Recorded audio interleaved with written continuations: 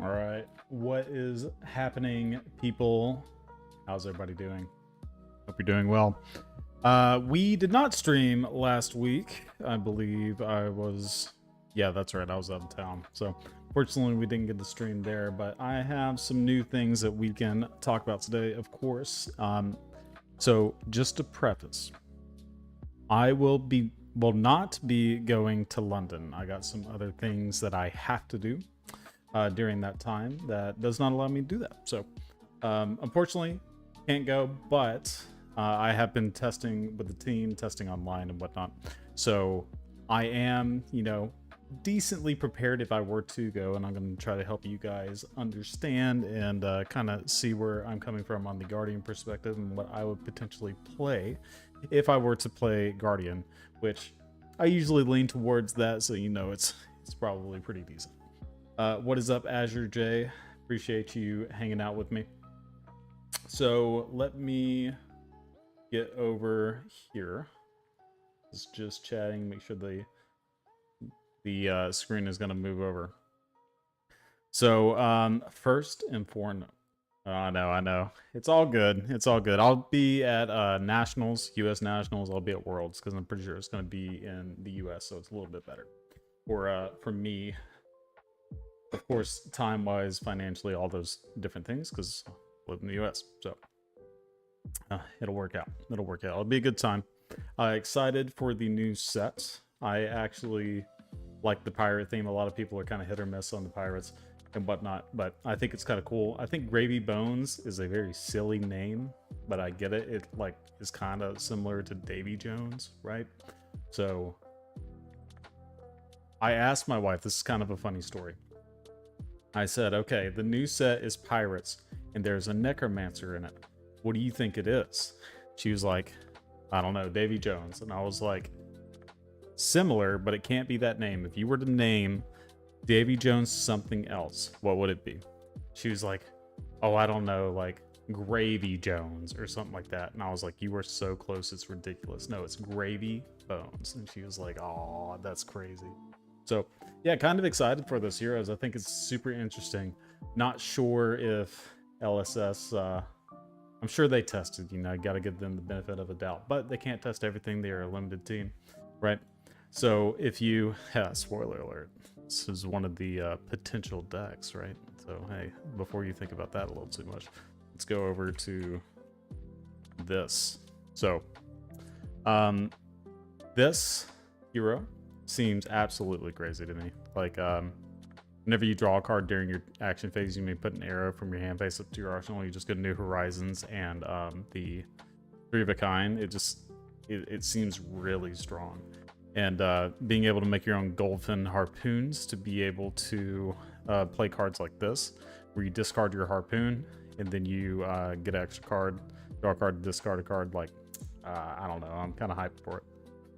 And Gravy Bones is kind of cool too. I think it's interesting that it seems like these cards obviously don't have like a defense power, so you can't block with them. So they're almost like an unblockable thing. Seems pretty sweet. Yeah, Betsy S tier, end of story.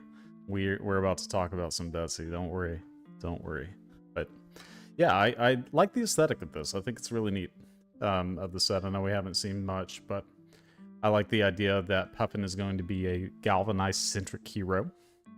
Galvanize and crank, obviously, and you're going to make these golden cogs and play some like kind of disposable crank things that you can galvanize and then also get some card draw value, of course, right? Yeah, this one I think this one's going to be a very technical deck, just kind of like the Illusionists, where they're very technical and very high school players are going to be able to go pretty far with this class in general, right? I think the Go Fish cards should have some crazy on hits to keep Marlin away from Death Dealer. Looks like LSS thought Aella would LL before high seas. Exactly. We talked about that as well. Is that maybe they thought Aella was going to be gone, so Death Dealer would be gone. So just being able to draw a card and put an arrow immediately in there is like kind of crazy. So you can just play value Falcon Wings into like good arrows. Kind of similar to Lexi did before she LL'd. So cool new gold art. I haven't read this macro. Let me read this. First time a hero. No, I haven't read this. Stacked each turn, put a gold counter on this, and then you can pop it and make that many gold. Whenever you're an ally deals combat damage to opposing hero, you remove that many gold counters, create that many gold. I think that'll be cool too. So, I've been liking the draft lately, like the limited in Flesh and Blood, as of more recent sets when they kind of forced it into 30 cards and 8 packs. At least in the limited constructed, and then the draft. I think that's a solid move as well. Want to be excited for Gravy B, but can't see myself playing Necro for the same reason I'm not into playing Illusionist. Don't want to manage a board, just interested in attacking from hand. I see. Yeah, it's almost like it feels different than playing like classical Flesh and Blood, obviously, but I think there's some interesting kind of strategies to play with those heroes, and I appreciate their existence, even though I generally don't gravitate towards those either.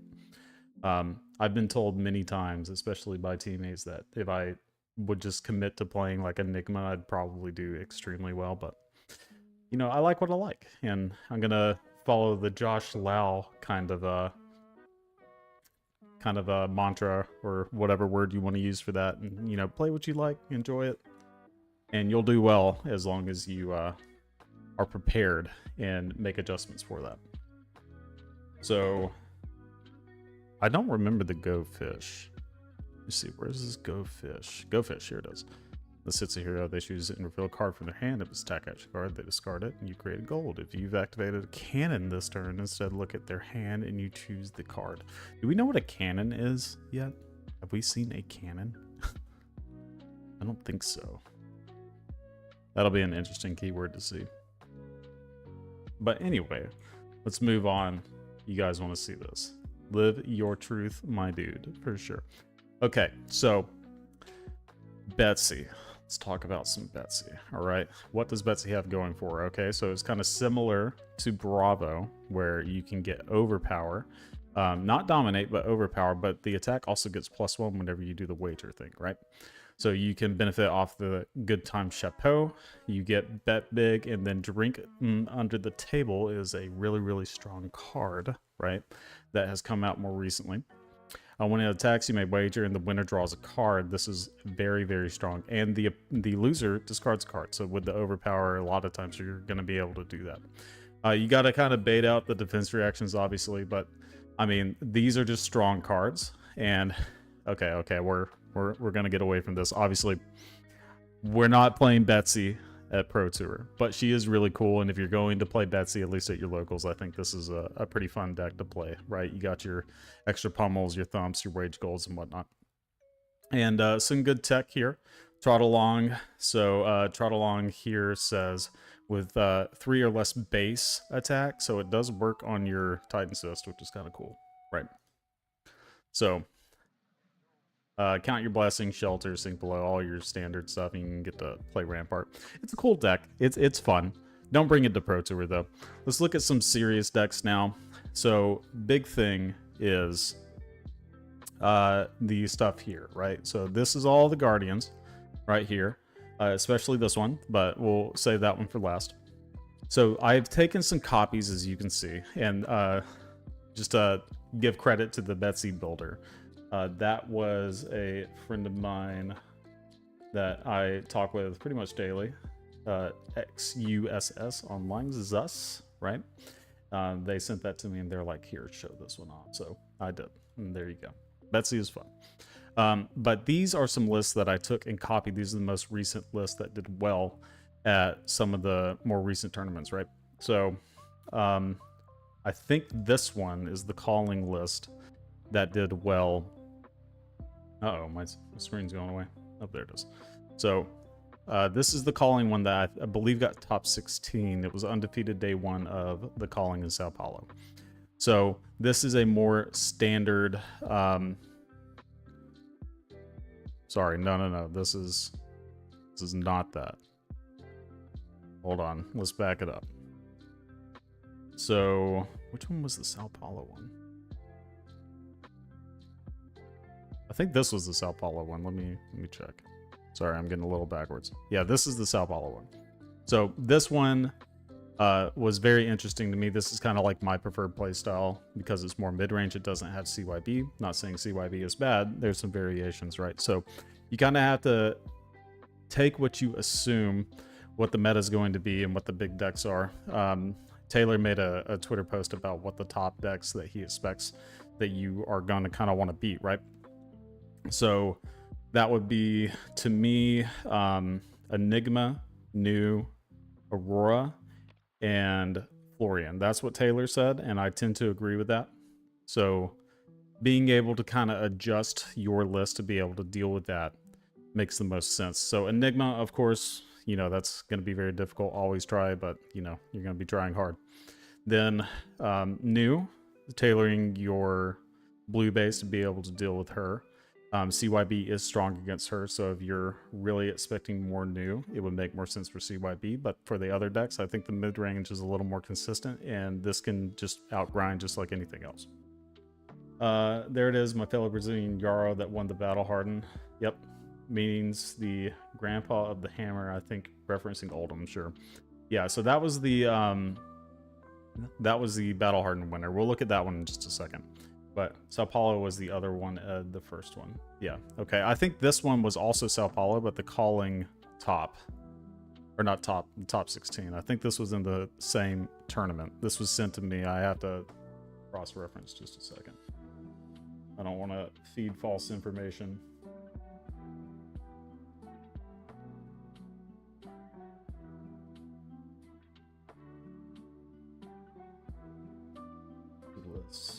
This week, and then the Hamilton. Let's see. Yeah, I believe this one is... This is the one that was just short of top 8. Yep, so can verify that. Yeah, the one that was on stream. This is this list. And you can tell because if you watch that game specifically, the remembrance is in that list. So yeah, this one links to that. Yeah, this one's a neat list. I like this one a lot. It's just typical mid-range, it feels like. So you can see that most of these decks are going to be playing the Earth Decomposed package. So Felling of the Crown, I mean, we know at this point, like this deck, or this card and these cards are so powerful. And I honestly think not playing these cards is going to make your deck worse, right?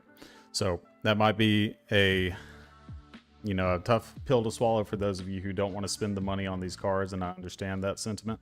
But this card by itself is just so extremely strong at being able to pull tempo back. It's ridiculous, right? Yeah, this is the calling top 16. Thank you, all in together now. So yeah, Felling of the Crown, Plow Under, I'm kind of hit or miss on sometimes. I do cut this from my list a lot, but I do think this is obviously a very powerful card as well, and just having extra decompose outside of your failings and your rebound to make your failings better is always pretty good. A big fan of Mangle right now. I do like seeing this card a little more often, having your gloves do something other than just be earth block, right, for your decompose. So being able to that with the Unforgetting, having an extra for those really grindy matchups where you want to get this back, and then you can also remembrance the Mangles back. So in my more recent list, and the Patreons know them, they've seen it, I've made one that is assuming that New is lower representation, which means that the blue base is going to have more Guardian, big Guardian blues, right? Which means that I think you can outgrind easier without having CYB. That it pushes me more towards this style as well. But I do play a Remembrance in that board as well before I even saw this list. So it's kind of nice to see the validation that this card is being played by players who are doing well as well. So Sink Below, this is a little more D-reacts than I'm used to, but it makes sense. We're in a meta where you really need your cards to either come in for the most efficient stats of like 0 for 4. So being on defense 0 for 4, that's as good as we got as Guardian. We're not playing 0 for 4 like Scarf or Scars or anything, or Snatches, because we can't capitalize like some other decks. But yeah, this list I think is very strong. The Buckle, I do like this plan a little bit more now, especially with the Mangles, and being able to play Sledge in the board for that. Having the AB3, I'm a big fan of that as well, just because we've seen some Verdants pop up here and there. Weakest Link is the only card that I'm not like insanely happy to see. Like, of course, they did better than me at that tournament, or better than I possibly could have done, right? So this card could be very important for some of those matchups. It makes sense for things like New, makes sense for Enigma, like if Enigma is having to tailor their deck, which I believe they are, to be able to deal with the Auroras and whatnot. This card could be very strong for that. Then Arctic Incarceration is kind of odd to me in a more mid-rangey style list, but it does make sense. It's a one cost, or not one cost, a one card pull tempo back, and I guess in mid-range it makes sense to be able to do that, to you know, send some disruption back and keep the tempo, right? Remembrance to that sweet in-game deck with some blues, crumbles, shuffle 3 Oaken. Yep. And then there's also the Sotomorrows too, to be able to get your Oakens and your Fellings and whatnot. This is kind of standard for me. I usually play at least 2 for that, but having the extra Remembrance is really nice, especially with your Mangles, if you're trying to just close out the game with some Dominate. Frostfang in the Arctic slot would be fine too. Yeah, exactly. So mine is generally Frostfang here, so you can see there's no Frostfang in this list. So it's a little different. But Frostfang is a 2-block just like this, and this buys full tempo for the most part, right? It's just you have less pummel targets, but they're added back with the Weakest Link when you need them. And Weakest Link is really strong against Aurora too. Obviously, like they play a good amount of no block cards. So this card could really just eat them alive if you line it up. But yeah, some iteration of this is what I would personally bring to London. Probably not CYB unless I'm just like really expecting a lot of more mid-range style decks like Ira or you know, Kasai's and Warriors and whatnot, but it's not like super well positioned for that. So this is what I would lean towards: more 4 blocks to stop those on hits that are critical, right? And then all non-attacks other than fruits that you would side out into the new. 1 Blizzard makes sense to me as well. You could up that to 2 potentially, but it is kind of a liability sometimes. And when you have the Arctic in the board, when you're bringing that in, it's a good ratio, right? With the 1 Blizzard and the 2 Arctic. Seeds of the Morrow is a card that I would probably side out, depending on the blue count 35, right? So with 35, you can side out Seeds, potentially the Sotomorrows, play the extra Sink Belows, Weakest Links, cut. It's kind of hard. This deck is full of gas that you would want it into Aurora, right? But yeah, Arctic Incarceration would be a great add-in as well. Arctics and the Weakest Links. 1, 2, 3, 4, 5, 6, 7, 8. We're at 60 base already. Cards I would cut. I think I cut these 3. Potentially a Mangle. Or even 2. Just to get to that 8 number. I don't really want to cut very many more. You could play a little bit higher than 60 as well. I don't hate that. Anyway, I like playing 60 into decks like that just for consistency's sake. So I would have to think a little bit more about this, but yeah, this list is strong. I like this one a lot. The other variation is CYB. So that's this one. I believe this is the one that won, right? So this is a Rampart Fatigue style deck that's playing the Count Your Blessings main to be able to, you know, get the value off of Rampart and your quick dodge flexors a little bit easier.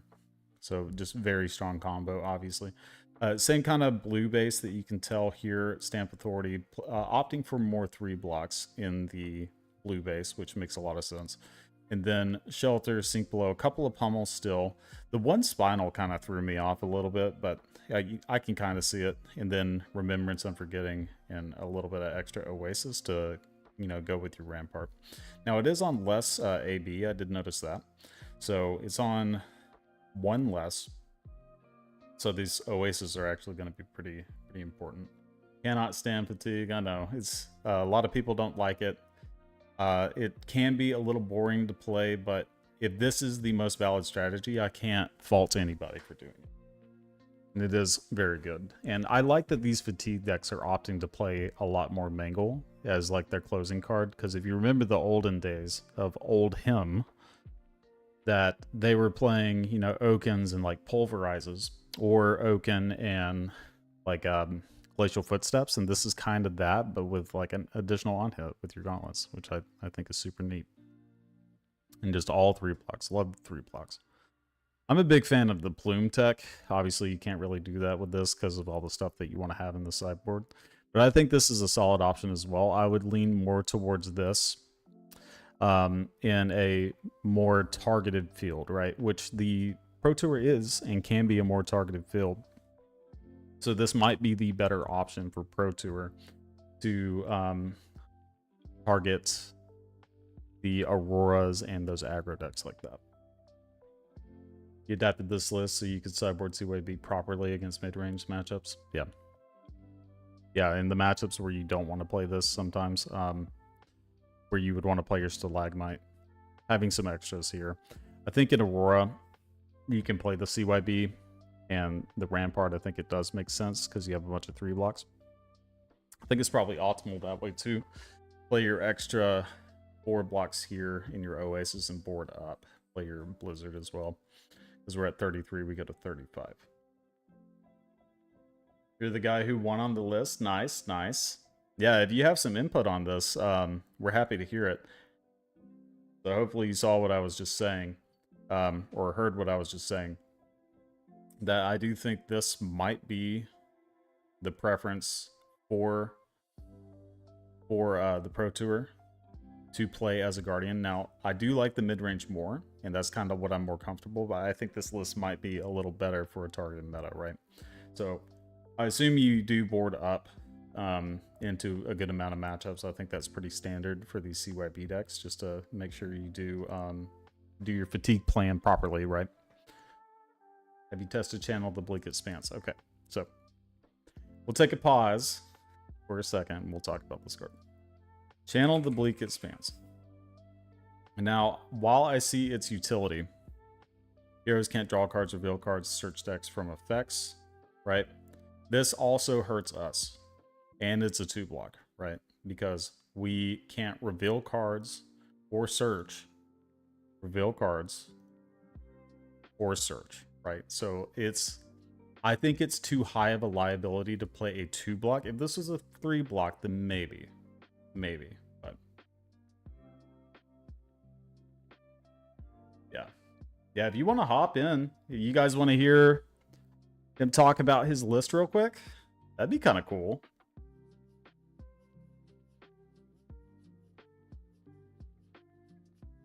Okay, Evan, do you think there are other builds of Jarl? I always find myself going to Janktown when trying to make a list. Yeah, it can be. There's the ice variant of the build too. I just don't think it's as strong as playing cards like Felling, right? Like, I think you really do want this card, like I was saying just a second ago. Having these decompose effects are just really, really, really powerful. So, in room 1, all right. We're gonna chat. How about that? All right, let me move us over for a second. All right. Oh, hey, how's it going? Going good, going good. Well, why don't you introduce yourselves to the stream? You know, unexpected guest, but here you are. Yeah. I saw that you were doing a stream today, yep. So I thought that maybe you were gonna talk about the list, so I was here for it as well. Yeah, absolutely. But yeah, I'm Joao. I'm Joao. The name is kind of hard for anyone else beside Brazil to say, but sure. You can say Joao. And I've been playing Guardian for a long time, since I started actually. So 2 years, awesome. 2 years awesome. and a half. A brother in arms.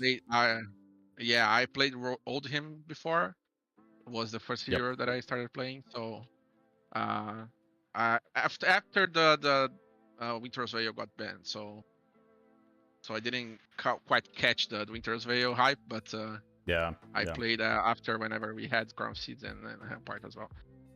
Yeah, of course.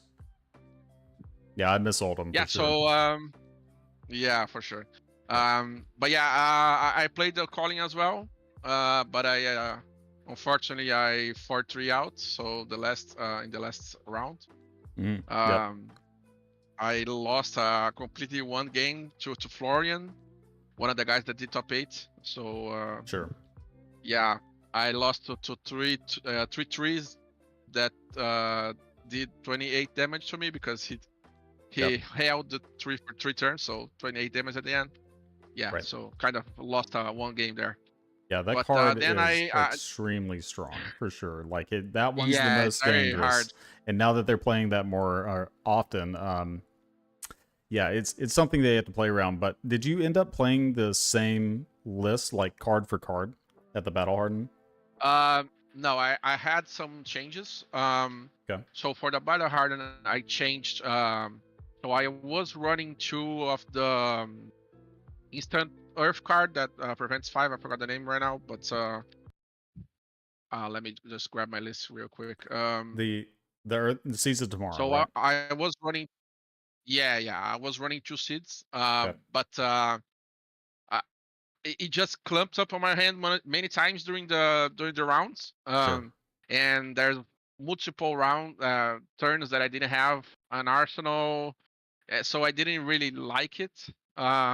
If I would, I can't see not running one because it helps a lot in some matchups. It does, yeah. So so I just changed from 2 to 1, and I added the first stamp authority, Okay. just because blocks 3 and activates the hammer as well, the Titan's Fist. So Right. and it has the upside if you ever can if you ever can activate it. So it has a bit of a upside. And Yeah, then I yeah. was also I also had I was running a blizzard on the main board aside from the 2 I had on my sideboard. Okay, so But you run 3. I didn't want to. Yeah, I was running 3, but Okay. then whenever I had 2 on hand, I want to die, right? So Yeah, for sure. I changed to another. Yeah, so I changed to another stamp authority as well, Okay. and then end up on 2. And then the second change was pummels. I was running 2. What's the sorry, I forgot the name of the card, but the guardian attack for 7 for 10, the yellow one that banishes cards from the top. Oh, Righteous Cleansing. Yep. Yeah, exactly. I was running 2 righteous cleansing, especially because it's very good on the Zen matchup. Usually I would leave for the second cycle where I could Sure. hit maybe a few chi, but many times I just had in the hand and I didn't have maybe the tunic counter, or I had to take Yep. too much damage to keep 3 cards in hand or keep 2 cards in hand in a tunic. So I had many times where I couldn't cast it or couldn't play it, or I had to take too much damage. Sure. So yeah, although I really like the card, helps in certain matchups. I wanted to be a bit more proactive. So Yep. I chose pummels instead because then I can just pitch stack it and maybe wait for a CNC or wait for the pummel whenever I have a CNC. So yeah, Right. so it's a bit easier, right? Yeah, for sure. It's a little more versatile card, and you can just kind of Exactly. Yeah, build your hand and towards that. Yeah. yeah, and whenever I played Zen, I thought that I probably needed some more cards to be more proactive Mhm. because my list, as you can see, it's very defensive and reactive, right? Oh, for sure. Yep. That's the main game plan, but you can't win the Zen matchup just by fatigue, right? Because Right. then Shuku is gonna just kill it. The Shuku and the Kakara just kills you during the game. Um, so the pummel helps because I can pitch it, stack it to the second cycle. I could use it for other attacks as well. Maybe if I ever get a counter on Shuku, that's the biggest priority for me Right. whenever I was playing, because if I ever just put a counter on the traverse, they could just block it, right? So the Sure, main, sure. the main target for me was always Shuku. So with Pama, I could just maybe, I ever have the resources in hand, I could pummel a mango, I could pummel a CNC, I can even do non-fused oaken wood with pummel. So yeah, Hmm. it is Yep. more versatile and more proactive, right?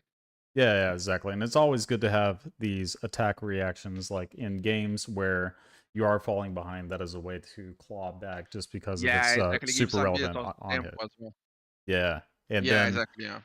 I was curious about this one up Spinal Crush. Was that one that was in your previous deck before you moved over to the Battle Hardened as well? You just have playing the Yeah, one in the I was board? running one. Okay. Yeah, I was running one. I wanted another attack, and I just didn't want any attack that I wanted something that the decks needed to block, right? So Sure. Yeah. if I were ever playing Zen or Syndra, if I ever have any hand that they don't do much, and I have a Right. free hand, or maybe if I ever see the Spinal Crush and I don't have to block with it, I can just leave on my arsenal until I get a free hand, and then the Spinal Yep. Crush is like a must block, right? So Yeah, it's for sure. just because that I wanted another attack that could disrupt the game plan from my opponent. So the Spinal Crush was the easiest. I couldn't find better options. I was the main idea I had was one that I could play off Tunic and one blue card, but I Yep. couldn't find anything that had the same effect as Spinal Crush, which the opponent has to block, right? Yeah, Because if he exactly. doesn't block, his turn is just over, right? So then I just chose Spinal Crush because at the end, when any card that I chose had to have two cards in hand at the end, two blues. So Right. the end was Spinal Crush because it's easier as well with the pummels. If I ever have two cards in hand and a Tunic, I can also pummel with Spinal Crush. So yeah, Yep. at the Yep. end I just chose Spinal Crush. Yeah, that's what I was going to mention as well. Like having the pummels on the sideboard, making that change, makes Spinal a lot better as well, just because of the tunic plays that you Yeah, can make, exactly. for sure. Yeah, the only one that I think is relevant on the 4 cost really is like Choke Slam, and that's only sometimes, right? Where Yeah, Spinal has a lot more text exactly. into Yeah, a lot of other things. So yeah, that makes a lot of yeah, sense. and then Choke Slam is only matters in some matchups that doesn't really matter for you. Like so, Azalea maybe, but your matchup is Right. very good against Azalea, so you don't Right. really need it. And I don't know, maybe Zen with the Crouching Tiger. So, but yeah, doesn't really have much game in the matchups that you want, right? Sure. So, Spinal Crush is the most obvious Yeah. option. Yeah, its attack power being higher is definitely relevant too. So Yeah, exactly. yeah, like versus like a 2 for 6 that does have relevance as well. And most of the time that will get a couple of cards out of people. But Spinal Crush requires at least a 6 block, where some of those 2 for 6s they might not care, or they can give you a bunch of armor Yeah, and whatnot. And at least you're leaking damage with this one as well, and you're limiting their hand exactly. size. Yeah, So it does make sense. Yep. yeah, for sure. But the overall MVP for the weekend was Blizzard. Yep. Blizzard Blizzard. Okay. was amazing because there are so many plays that you can do with Blizzard. So Mm-hmm. in this, I also I played three Zens during the weekend, and all three games I managed to stop them from doing a card they banish. So Right. uh, so whenever you see they don't have much resources left, and you see that they banished or want to do a play that requires more pieces, like the forgot the name of the cards. Chase Patel, for I am instance. Yeah. horrible. Yeah, Chase the Tail. Yeah, Yep. I'm horrible for card names. But It's okay. so you see they banish Chase the Tail, Yep. and you see that they have another card in hand. So maybe they have the second, the 0 for 3 that creates a crouching tiger, right? So aspect of tiger. Yep. So usually that's the combo they want to do, right? So you can maybe suss out what are the next steps on the turn. Mm-hmm. So it was very common that I saw they have one card in hand. They always use the pitch. They only have one floating. So I would just Blizzard the first Crouching Tiger, or maybe Blizzard the Chase the Tail, and then they would stop the completely their turn. So Yep. it can block out a lot of damage in multiple matchups, right? So Aurora, especially, the most powerful play I had during Aurora games was Blizzarding during their combo turns or the Mhm. big turns with COV or a turn with Burn Up Shock. So Blizzard was the main card during the weekend. Okay. Yeah. I always hope to run a Mars, but it doesn't block. Right. Yeah. So Yeah. I yeah, I think was 2 is a good maybe thinking number of for running sure. Hypothermia. Yeah, Yeah. I was maybe thinking of Hypothermia, but I don't know. Sometimes it doesn't work. Yeah, hypothermia. It's a lot better now that Viscerite isn't around because they can't just dirge it, and that was the main deck that would dirge Yeah. it. So it is a little bit better of a card, but Blizzard in general is the more universal because I mean, there's a lot of little tricks you can do, and like you said, in a Yeah. lot of those you can kind of figure out. Basically, it's like a D react in a way if you time it correctly, and it can save more than a sync blow would sometimes too, Yeah, which is exactly. really Yeah. nice. And then you can also use it on your own things. This is more of a mid-range play, of course, but like when you blow up a piece of armor and you attack with like an Oakenold, you show a Oh yeah. Blizzard and something else. You can Blizzard your own Oakenold and give them a Frostbite, right? Which is really, really Sure, interesting yeah. to Yeah. do, especially I before have a the lot. reaction step. It's really strong. So yeah, Yeah. giving Frostbites It's, on top of that with MVP, a big yeah. MVP for the whole weekend. Yep, that makes sense. Yeah. So yeah, I now that you're saying all of these things, I think I would be on 2 as well. I know that other list that I was looking at was only on 1, I believe. But 2 Yeah. does feel right, and I'm happy with that. And then, like you said, the 3, you ever draw 2 in your hand at once, it's really not that great, right? So 2 is usually the sweet spot. And just for Yeah, people watching exactly. the stream, the way I kind of look at things, and this is very generalized, right? 1 is kind of like a silver bullet. You want it in certain spots to where you can, blow out your opponent, pull tempo, something like a snag or a poison the well is like a one of style card that I like there. Blizzard is a card where I Yeah. want to see it consistently, but not too much to where I draw two Multiples. at once. And then 3 is like Yeah. I'm okay drawing 2, right? So, and I assume you probably think the same way, but don't let me speak for you. I'll let you verify. Yeah. Sometimes it doesn't work, right? But Right. you can maneuver your hand that it doesn't stop you from doing much, right? Right. So Right. yeah, but 3 is too much. So that's the main thing that I got, especially because it doesn't block and Right. yeah. So sometimes it just breaks your hand. Yep, for sure. Do you want to talk about your battle hardened experience and like what you played? Do you have that kind of written down or memorized? Yeah, I just did a video today with some Okay. Yeah. guys from Brazil. So yeah, Nice. I have everything written up. So yeah, so first round I played against Aurora. Okay. So my main game playing against Aurora is Fatigue. So I play with CIB and Rampart. So that's the main game plan that I bring my deck to do, right? So I was focusing on the Aurora and Yep. Syndra and all the aggro matchups. So I see that you copied over, so it has the matchup. Yeah, so Yeah. you can see I run a 67, right? Right. Because Right. yeah, so I do a lot of blocking. I don't Yeah, even sure. swing Sure. the hammer at them until the end of the game. So there's times where you have to block too much, and then you're because the deck is so streamlined and it's so efficient. Sometimes you end up out of cards, right? So Right. that's what I felt. And then so I put a bit more blocks, especially attacks. So like mangoes and spinal crush, because I want to have attacks to block Exit Confidence. So Right. Exit Confidence was one of the worst cards that Yeah, I that card didn't is want to rough. see any in front of me because yeah, sometimes it just wins the game outright. So there was during my testing and whenever I was training, Right. there was multiple times where I got Exalt Confidence with 3 reacts or 2 reacts, or I had like a Coach of Blessing in hand. So yeah, it kind of disrupts your hand, right?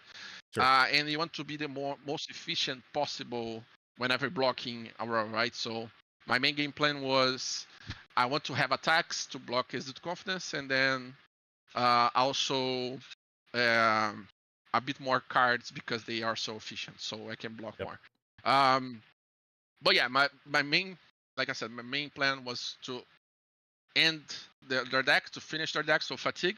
So I always try to keep powerful cards, so D-Rex or Blizzards, to whenever wait for the combo turns or big turns with CLV or bottom shock. So if I didn't see any of those cards, then I'm okay with taking one, blocking 3 against a card that blocks attacks 4, Right. as long as it's not a snatch with go again, right?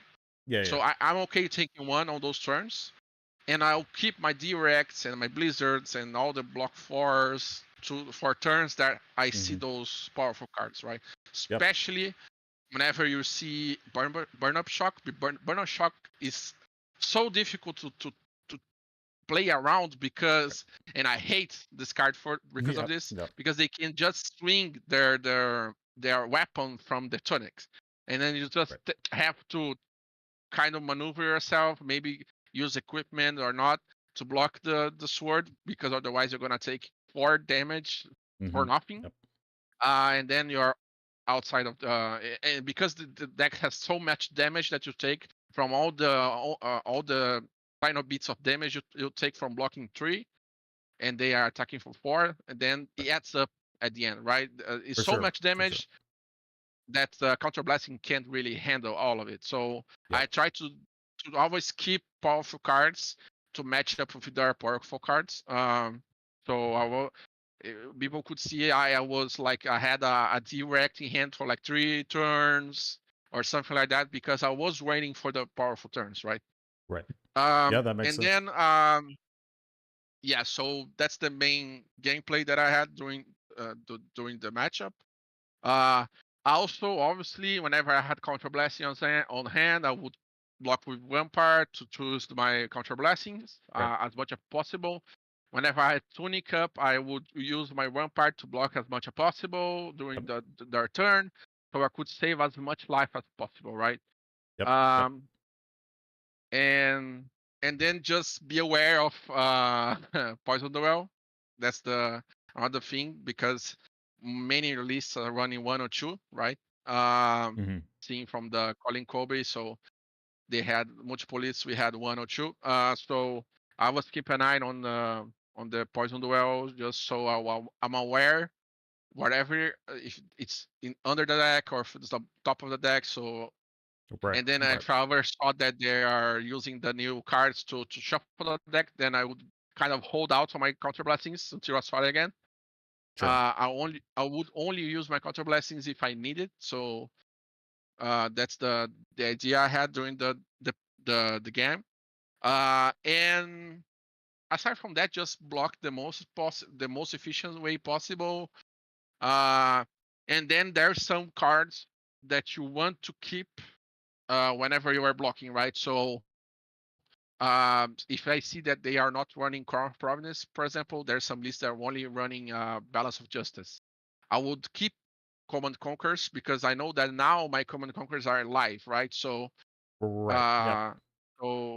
I would Arsenal maybe try take a bit of more damage if they're not doing a big turn, so I can keep a Command and Conquer, because then the Command and Conquer trades for 2 cards, right? So that's 2 cards less that I have to block, so that's 8 damage. So there's a bit of this kind of math involved during the game. And then also pitch stack powerful cards, right? So Oaken Nodes, always to the bottom. I'll always try to block out with my 2 blocks early. If I ever saw the so tomorrow in the beginning of the game, I'll try to block it out first, because I don't want 2 blocks at the end of the game. Yeah, so like I said, just try to be the most efficient possible, and keep an eye. I would always keep an eye for the combo turns. So if I ever saw that they pit stack a combo, so the spec with the one that increases the arcane damage, that I forgot the name right now. Yeah, Arc Lightning. Yeah, exactly. and But Flicker with the Wisp. other card, right? Yeah, Flicker Wisp. Yep. Yeah. So whenever I saw that they are pit stacking together, I would try to keep a be a bit more conservative for my reacts. Right. Because and also my blues, I would always try to, if I ever saw that they are pit stacking the combo to the bottom, I would try to send my Seeds of Tomorrow to the bottom as well, if I ever had in hand. Right. So yeah, Yep. that's the things that I would do to try and take the most of the matchup, right? Because Hmm. if you ever get to do have, if you ever do the spec and they do 6 damage uh, to you just only from the spec, then they're above rate, very above For rate, sure. For right? sure. So yeah, so you have to try and save the most life points as possible. Yeah, absolutely. Yeah, that makes sense. And one thing I want to kind of comment on too, I agree with all the game plan and strategy that you're talking about here. But one thing a lot of people kind of mistake, and mainly new players, is they see fatigue and they assume, oh, they just block forever and do nothing. But you make Yeah, the you comment can do about the command and that. conquers where you're attacking with these and you're getting more cards out of your opponent's hand if they don't have like a Crown of Providence or something along those lines, right? And that's a very important skill Yeah, to learn, that yes, you're fatiguing, but you need to take a little bit of damage here and there to progress your overall macro strategy. So for those of you who haven't seen yeah, the Nathan Crawford stream, he talks a little bit about macro strategy yesterday, so you can watch the VOD on that. But yeah, just your overall strategy, your tactics can be fine, right? Which is just your turn by turn play, but your strategy, you really need to know what you're doing on the overall game, because you know the game's going to go long when you're playing a deck like this. I think that makes it's skill intensive for sure. yeah, exactly. Yeah, and Yep, sometimes it doesn't work, right? that's true. You That's true. have to know when it's fine to block or not, right? With the card, if you want to Exactly. keep the card or not. Yeah, yeah, Yeah. because the macro game playing is to attack their deck, not their lives, right? So Right. Yep. if you think about it, if you ever do a command and conquer and they have to block with 2 cards, that's 8 damage. So Right. Exactly. it's a 2 for 8 because 4 damage that they're not gonna take. Um, and if you ever break a card, it's 6 plus 4, so it's 10, right? Right. So there's a bit of math involved there, and obviously it's hard for new players to kind of see that, and especially if you just block, you can't fatigue most decks. You Exactly. usually Yep. have aside from maybe Desha, you're right, but or Yeah, there are some mechanologies, I don't know, exceptions for but sure. yeah, but if you just block, you're gonna end up with no cards in your deck as well. Right. So especially because Aurora deck is basically 0 for 4s. So if Yep. you just block 3, you're gonna lose at some at some point. Yeah, they're doing better math than you for sure. Exactly, yeah. Especially if they have this spec with does 6 damage in a turn, it's crazy. Yeah. Yeah. Exactly. So I assume you won your round one, considering all of this Oh information, yeah, right? sorry. No, We were you're good. talking You're about, good. yeah. So, So yeah, yeah, round one. yeah, fatigue Aurora pretty Mhm. easily. Is a very skill intensive matchup. So if the guy doesn't really know how to set up their turns or maybe do bigger turns, right? Not just the Right. main 0 for 4, 0 for 4, 0 for 4. If you just keep at it, then they're gonna lose, right? So Right. they have to set up turns, otherwise I have better value than them. Exactly. But yeah, so I fatigue Aurora in the first round, and Mhm. then fortunately I got some gem luck there because I got Andeshayo in the second round. Oh, sorry, Nice. no, Nice. I got on the third round it was Andeshayo. The second round I got a Levia, Okay. right in English. Yep. That one was very hard. My deck doesn't go well with brutes. I feel that the best way to play against brutes is to be more mid-rangey, right? Right. And then use kind of a counter blessings or on my deck, right? Because I don't have much of the own hits on the other decks have. Mhm. So the other mid-range decks have Polo Under. Maybe they're running the ice attack that Right. They have to pay 2, so it has a bit more on hits, right? But the mine deck doesn't have much. So I don't disrupt them that often. So I have to use my counter blessings to kind of keep my life high while we are training blows, right? So Right. it's a bit hard because especially Levia, he hits like a truck, right? So Yeah, for sure. it's difficult.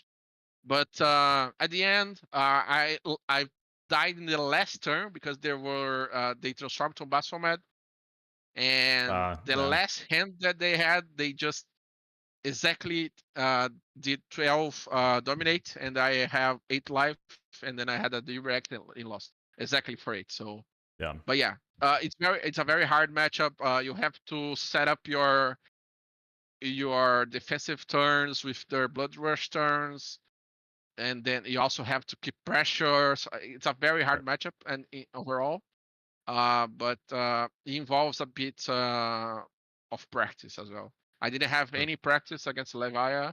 The only thing that I had was my own experience playing the deck, so I knew that So the first 3 turns, I didn't attack him at all.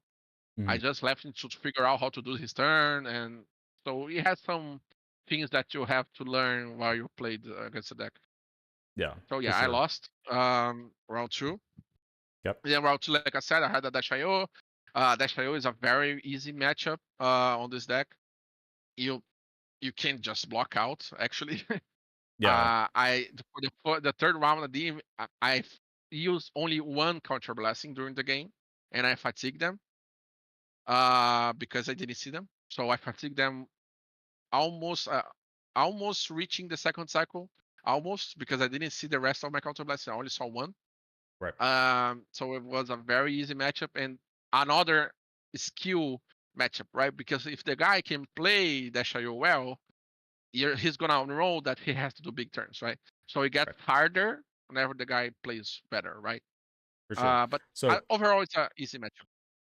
one thing that I am thinking about here, and this is just like a theory question, right? Because it is a deck that you can just kind of block out, and you only saw one count your Yeah, blessings. Is it like worth it to potentially side those out and just play more 3 blocks like the Mangles? yeah, you can try, but like I said, if the guy knows how to play Right. well, he's gonna do setup, right? So Sure. Sure. he's gonna wait for tackle flounders. He's gonna wait for bigger turns, right? Yep. So like uh, like I said, it's kind of hard. So maybe sometimes you need your counter blessings, Yep. especially because there are Yep. some cards that are very hard to block, right? So there's that card that you can't block with equipments, so you can't Yep. use your rampart at all other cards. So there's some issues, right? Yeah, for sure. But yeah, you can. I think maybe it's if you block okay and you know how to use our cards better on the matchup, maybe you don't even need the counter blasting. Yeah, it's just something to think about. And Exactly. Yeah. I think in the past, but I played like the more mid rangey and then have count your blessings in the sideboard. That's kind of been my preference, at least. No, Yeah. I wouldn't bring those in against Dash IO, but again, I have more of these attacks that you're talking about that you don't have as many as I do, Yeah. right? Because I Exactly. was playing Frostfangs Yeah. and weakest links and things like that, right? So it makes a little more sense for me to Yeah. do that because, like we said before with the Aurora, when you attack with those cards, you're getting multiple cards out of them, which means a whole lot less damage, which is really good. Exactly. Yeah. Yep. Yeah. And I don't. I only have one, right? I only have the command and conquer, and Right. then Exactly. Okeno, they don't really. They are not blocking Okeno. They're just taking on their own to the dome, and then they're putting 2 cards on the bottom, right? Yeah. So the only card they want to block is command and conquer, Right. and yeah, I can't really force them to block my deck. So it's Exactly. a bit different. Oh, Yeah. maybe actually Spinal Crusher. Yeah. Um, Yeah. And one okay. Spinal Crush for So sure. yeah.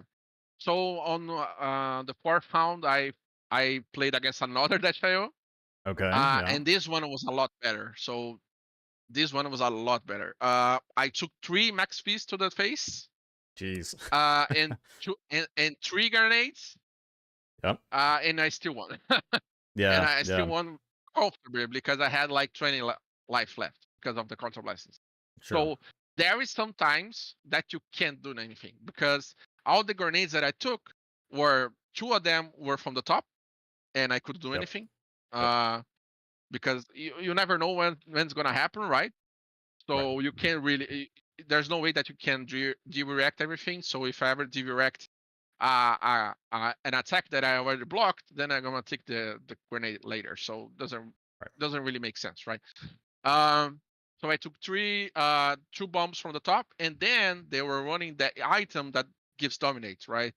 Right. So Yep. the third one I took a max V with dominate, and then I took another grenade to the face. But like I said, it's a very easy matchup. And then the counter blessings helps a lot on those matchups where the guy knows how to play, and like I said, he played his deck. So his deck wants to do is explode grenades and Yep. max Vs, right? And he played everything that he could. He did 3 max Vs and 3 grenades and still won, right? So yeah, it's a very easy matchup if you can navigate. There is always a way to see if you wanna get max V, right? So I Right. always kept my sync blows and my directs to maybe block the max V, so I didn't take that much damage. Right. Okay. Yeah. Yeah. So Okay. that's a good So yeah. example. So yeah, with the 2 dashes. So the first one, maybe you didn't need count your blessings, but in the second one, it sounded like you might have. The only thing that I think is, Yeah, I if did. you Yeah. look back, the turns that you took the boom grenades, was it dependent on maybe you couldn't block because you had count your blessings in your hand, right? So that's just something that I try Um. to think about too. Yeah. It's possible. Yeah. It's Yeah. possible. It could be. Yeah. But there's sometimes that you can block forward to all the attacks, right? Right. So you're gonna take some grenades to the face at the For end, sure. right? So I could have 4 attacks in the hand with block 3, and I would have taken the damage. Yeah. Yeah. So yeah, Yeah. there's That some makes sense. unpreventable damage on the matchup. Yeah. Sure. So I feel that the counter blessing help on those Okay. types of damage that you can't prevent. Yeah. But yeah, people feel free to try it out, right? Feel Yeah. Yeah. For sure. whatever you have more. Yeah. So okay, so 4 pound the Chaillot. So Yep. I was 3-1 in 1. And then fifth pound I got another gem luck. Okay. I got an Aella, Yep. and Yep. it's another easy matchup. For sure. So just block it out. Just keep direct in your arsenal, and then he doesn't do anything, right? Yeah. Uh, Exactly. so yeah, I went with counter blessings because it makes the the matchup even easier. You just do a counter blastings, you go to 60 life, and then he doesn't have damage to kill you. Yep. So he can throw all the arrows he has in his deck, is not gonna kill you. So Right. I just wait it out, right? And then smack with Titan Swiss as much as that's it. Yeah. I see you're playing Um, Stalagmite. So this does make yeah, sense to especially me. the bolting shot. Right. Yeah, it does make sense to me because of the potential go again. You can also kind of sniff out when they're going to play a codex as well sometimes, Yeah, and playing the stalagmite or blocking with the stalagmite on a turn where they would need to do that can save you a lot of damage as well. Now, sure, they could potentially exactly. Yeah, arsenal it and do it later, but when they arsenal that, they're going to have to usually bottom it to the Azalea abilities, exactly. so Yeah. you don't have to worry about it. And then the other thing is that because they are dominating so much, the Rampart is not as good. It's only really that good when you're playing Count Your Blessings and Oasis. So having just the extra block Yeah. makes sense to me. Yeah. The easiest one that you can do is just block the dominated bolting shots, right? That's the Right, easiest thing that you can do, right, and it just blocks for a ton, right? So for sure. and IP is one, and then also gives an IP one for them, right? Because usually they keep another card in hand, maybe buff their next attack, so Right. it just Yep. stops a whole turn from them. So yeah, Yeah, this card especially if is they want obviously to, because strong for sure. the main way they can kind of damage you is with bolting shots and ring racers, right? Right. Do big turns, and then that just stops that completely, right? Yeah. And yeah, They, so they have to I play in a felt different it's manner much as better. well, right? When they're playing Exactly. against Yeah. Stalagmite, it definitely changes their game plan when they are trying to go a little bit wider sometimes. So just by having it on the board, it can actually save you a lot of life. Just existing because they Yeah. have to restructure the way they play. And this is very similar with things like Yeah. For sure. Zen and ninjas just in general and warriors and whatnot if you're playing like a more mid-rangey style list. So yeah, obviously a very strong For card. sure. Yeah. Okay. So I was 41. Yep. And then I got another Aurora on the 6th round. Okay. Oh, actually, yeah, 6th round. So no, sorry. Yeah, 6th round. Oh, sorry. Okay. So another Aurora. So this one was much harder. Like I said, if the guy knows how to play Aurora correctly, the matchup is much harder. Right. So this, and also if he was running more of the combo, because now the lists are not running 3 pieces of the combo, right? They are only running 1, maybe 2, right? Right. Yep. So this one was running 3, so it's much harder to take all the damage. So I think I fatigue him with like 2 cards, 3 cards in my deck, something like that. Yeah. Yeah. And I also took a poison duel for 6. So you have to really like we have an expression which is take water from a rock. That's basically Yeah, for make the sure. most you can from your deck. Yeah, so Absolutely. you really have to take the most value possible and lose the least health possible because the like I said, like we know the deck is so busted. It has so many value on his cards, right? Right. So but then um, if you play correctly and you can block it out. So that's Yep. the main result. So I just finish with 3 cards in my deck because at the end, whenever he doesn't have go again anymore, then Mhm. it's just block 1 card, block with Rampart, and then attack for the 3rd one, right? Right. And then you just keep banging with Titan's Fist. So when you reach that point, it's easier. So yeah, I won against an Aurora. Yep. Um, So on this and then Aurora the too, 7th round. just Oh, to sorry. talk about the testament of the deck, right? Like you were playing against 3 Flicker Wisps, 3 combo cards, and you were still able to get there, Yeah, which exactly. is what a lot of people like to make the claim. Some people who are a little bit on the Guardian hate, and they're like, "Oh, you can't fatigue Aurora that has all these things. Like it's just the easiest matchup ever." And then you are the fact that you can do it and get around that combo.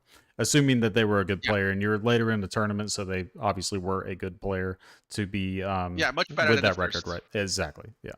Yeah. For sure, he was a guy that knew what he was doing.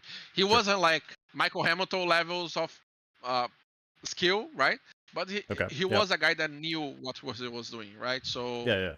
Yeah. um, yeah, very hard. It took seeds to help with one of the combos. So Yep. seeds helps a lot because it blocks a lot of damage. So one seeds and a blue just does a whole lot. So yeah, so it took one of those, and then I also didn't take any burn up shocks during the game. So Yep. burn up That shock helps. is one of the most horrible cards that you can see because it's almost always for damage to the face. It's very Right. hard, especially if they know what they're doing because exactly of the because of the weapon, right? Right. I hated that burn up shock works with the weapon. Is Yeah, for horrible. sure. It's very Because powerful. then just it's basically another card because they just use tonic to attack, right? So it's Right. almost another card. So it's very hard. Yeah. Exactly. But yeah, okay. So another Aurora, and then for the final round, I played against a Nu, CYB Nu, Sure. and that's a very tough matchup. Oh, for sure. Yep. it's not it's not a matchup that you can go in without knowing what to do, because they're just gonna get fatigued, right? Right. And especially on my list, I grabbed the list from Battle Hardened Barcelona, and I changed a few things. Okay. And on that list, he didn't have Autumn's Touch. He only had Fruits of Forest or the Forest, and it was on the. I don't think I have added the matchup. I don't know. But Yeah, he new was is in only here. on fruits. Oh, okay. He was only on fruits, and he could sideboard out the fruits for that matchup. So I knew that I was giving a few percentage points on against Nu Right. by adding those cards, but I felt that I needed more Earth density for the Fellings and the React to Mm-hmm. work. So I the only thing that I did during the new matchup, I only started out the Seeds of Tomorrow. I kept the pulse of Okay. Rise of Love because I felt that I needed the extra Earth and Ice card to do my Ocean Worlds, right? Yep. So I kind of although it can be wrong because it's basically a free block 6 for them, right? But Right. yeah, maybe I don't know. It could be wrong, right? But I kept it. So I just added everything and took out Seeds of Tomorrow, and Yep. you can even see the on the matchup. I wrote some notes there. It's basically throw Sledge at them as much as you can. Sure. And then for the first 6 or 5 rounds, turns of the game, I didn't swing Sledge once because he disrupted me so hard during those 5 turns that I didn't have cards in hand, or only had one card in hand Yeah. so I couldn't swing Sledge. Um, and the game changes a little bit whenever you see that they are running CIB as well, because they have more life that they can take from the Sledge, right? Right. The other version of the deck, they can't take as much Sledge to the face because they don't have the CYB to come to get the life back. So it's a bit harder, but also because they have CYB, they don't have more a lot of pressure like the other list Right. has, right? Because they Exactly. have 6 cards more. So I was just basically taking out the face whenever, only if I saw that there was something that would cost me 2 cards, or maybe it was something that would target like a bones or something like Right. that. Right. So whenever I saw there was something that would cost me 2 cards, I would block. And I always kept the reacts in my arsenal, always. That's the main game plan. Is keep the reacts, use our life as a resource, take Right. all take all the knives to the face, take all the attacks that you can for the face, unless it's something that's gonna cost 2 cards, right? Right. Yeah, and then I just kept an eye on the Autumn's Touch and the fruits, so I didn't block.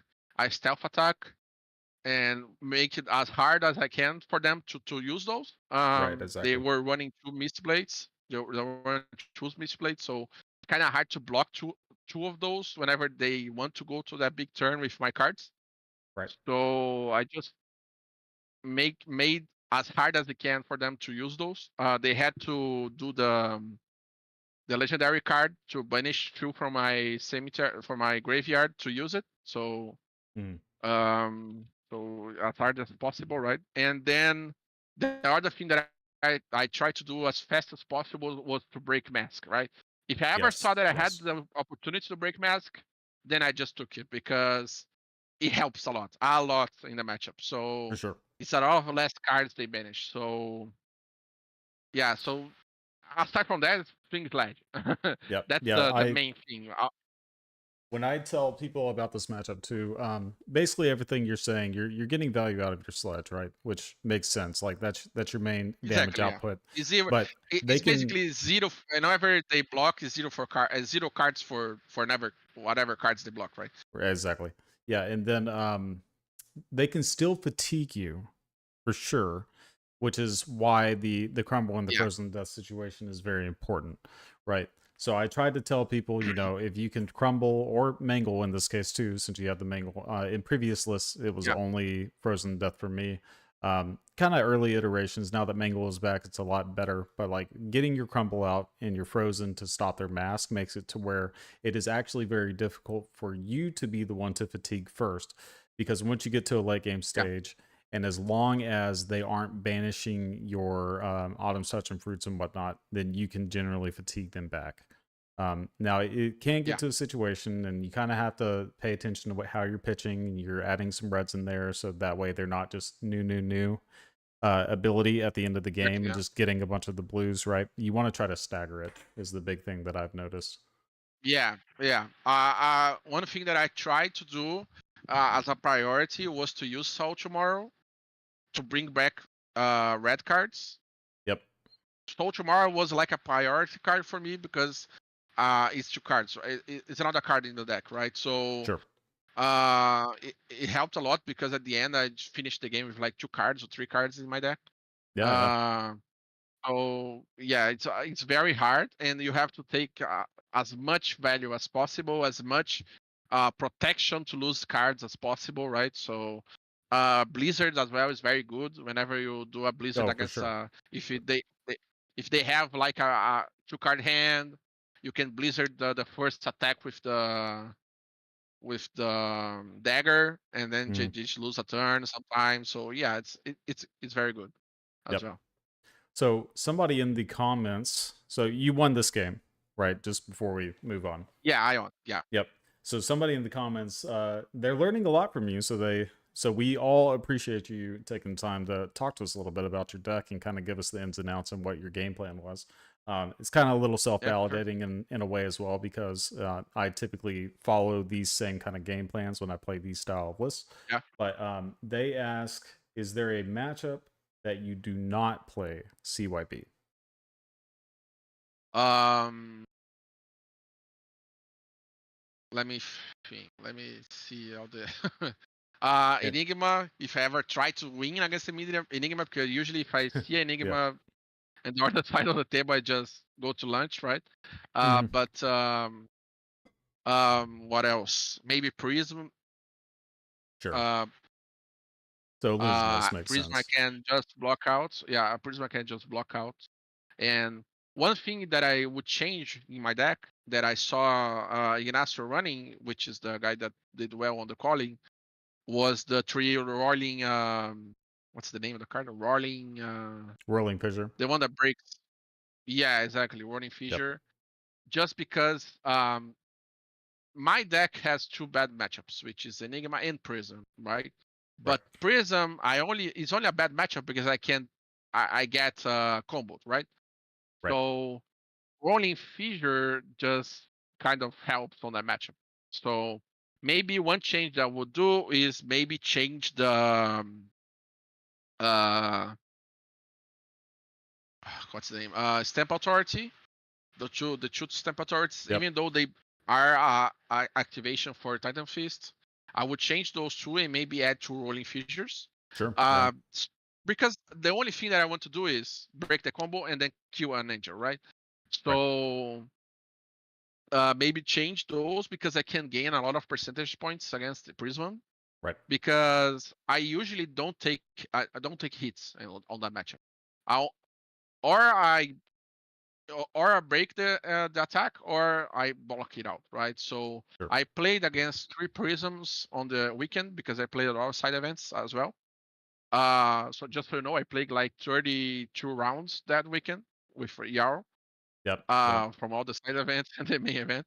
Um, so for Prism, I probably run those 2, and then I all the matchups that I played, and I play some guys that have been playing Prism for a long time, so they know what they're doing. Uh, I would just block out. They would never get an angel on the board by attacking me, right? Only if Right. they played the angel, which was the most common one. Right. And so whenever they do the combo, I can just break the combo and then kill an angel, right? Kill the angel that gives the card back from the graveyard, right? So Yeah. Rebirth. and then the matchup is easy. then I can just fatigue them. So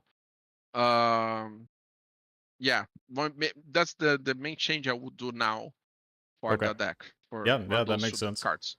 Yeah, most of the time Stamp Because then I Authority. only have one. Yeah, because then I only have one horrible matchup, which is the Enigma one, right? Right.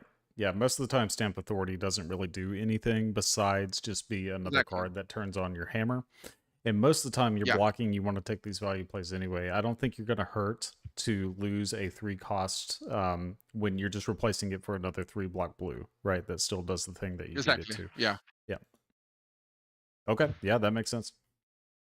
Yeah, and I don't run CYBs on this one Yep. on this matchup because I want to have all the cards in my hand to block all the heralds, and I also Yep. have as much poppers as possible, right? Yeah, there wasn't a button for it, so I was kind of Oh adding yeah, I my haven't added own. all of them. Yeah, it's all good. So I figure you just want all of the 4 blocks just to be consistent with everything, even the Yeah. unforgettings, even though they're not triggering. Yeah, but You could they block for 4. consider, yeah, they block for 4, which is still good. Then I run Stalagmite on this one as well, yep, inside of yep, Rampart. yeah, And then I because you're also not run playing Remember, CYB. just because I want to get back block. I want Remembers as well because I want Okay, Poppers back as well. yeah, I was thinking of that as well. I guess the only card. Do you play 60 into this, just for the viewers?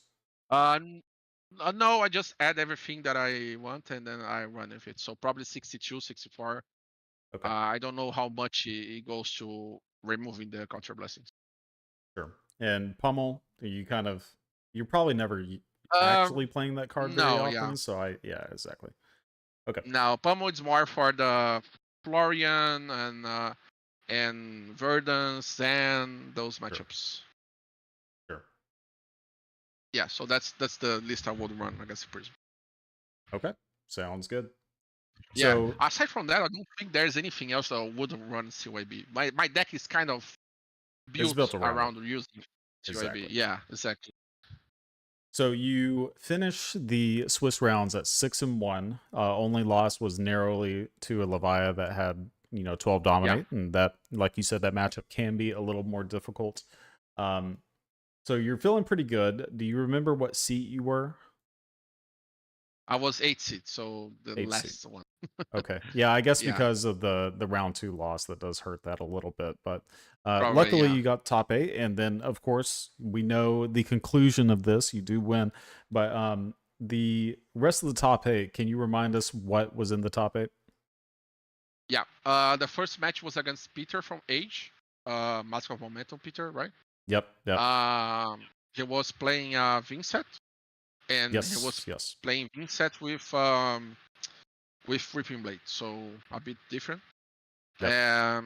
And against that matchup, I think I added the matchup here as well. I was running CYB as well, Okay. and I was running Sledge.